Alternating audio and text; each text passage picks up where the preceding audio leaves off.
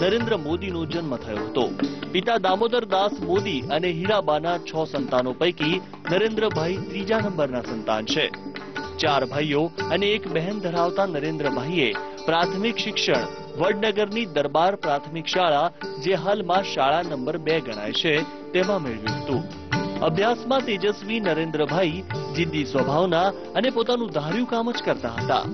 પ્રાથમિક અને માધ્યમિક શિક્ષણમાં નરેન્દ્રભાઈના સહઅધ્યાયી રહેલા નાગજીભાઈ દેસાઈ આજે પણ નરેન્દ્ર મોદી સાથેના સંસ્મરણોને ભૂલ્યા નથી. પહેલા ધોરણથી 11મા ધોરણ સુધી અમે બે સાથે જ ભણેલા અને સાથે જ નિશાળમાં પણ હતા. અને એમના વિદ્યાર્થી જીવન દરમિયાન એમની ચપળતા, ખુમારી, ફમીરી એ એમની એ દરમિયાન જ હતી. એમની તેજસ્વીતા પણ એ જે દરમિયાન હતી અને એમને ધારેલું કામ પૂરું પાડવાની એમનામાં તાકાત હતી. સામાન્ય પરિવારમાં જન્મેલા નરેન્દ્રભાઈએ 1963 થી 67ના વર્ષમાં વડનગરની BN હાઈસ્કૂલમાં માધ્યમિક શિક્ષણ મેળવ્યું હતું. 1967ના વર્ષમાં નરેન્દ્રભાઈએ ઓલ્ડ SSC પાસ કરી હતી.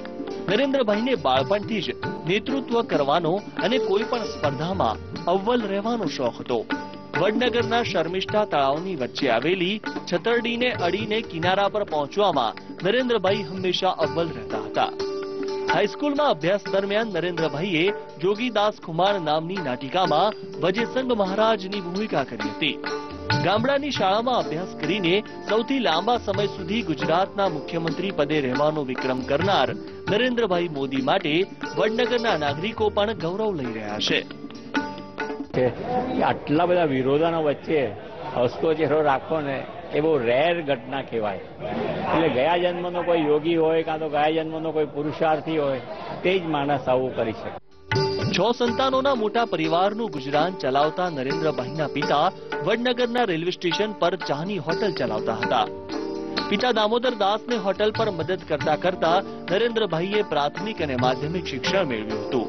પોતાના મોસાળ અમદાવાદમાં રહીને સ્વામિનારાયણ આર્ટ્સ કોલેજમાં 6 માસ સુધી કોલેજનું શિક્ષણ લીધું હતું.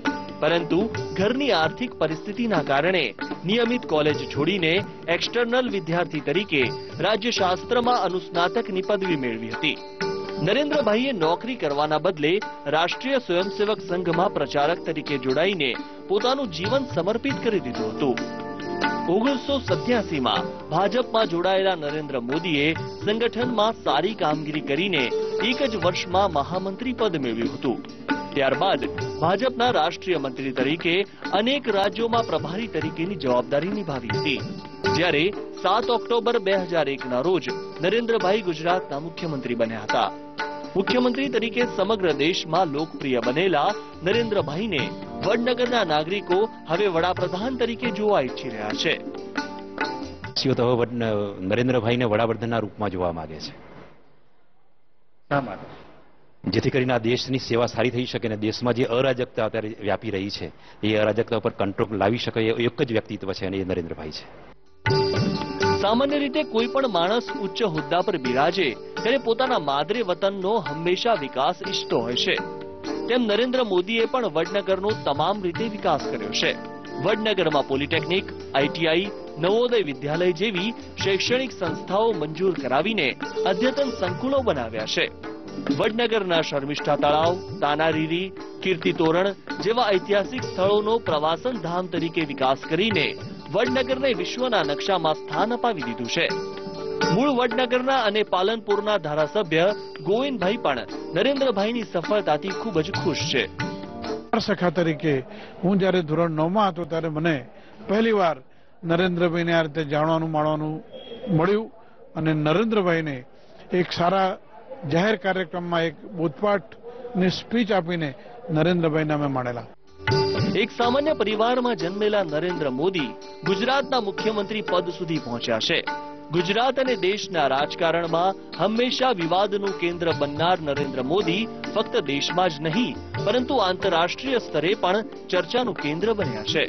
ત્યારે વિવેકાનંદ યુવા વિકાસ યાત્રા લઈને નીકળેલા નરેન્દ્રભાઈ મોદીને તેમના વતન વડનગરના નાગરિકો જન્મદિવસની શુભેચ્છા પાઠવી રહ્યા છે. કેમેરામેન અરવિંદ પ્રજાપતિ સાથે સુરેશ વણોલ, VTV મહેસાણા.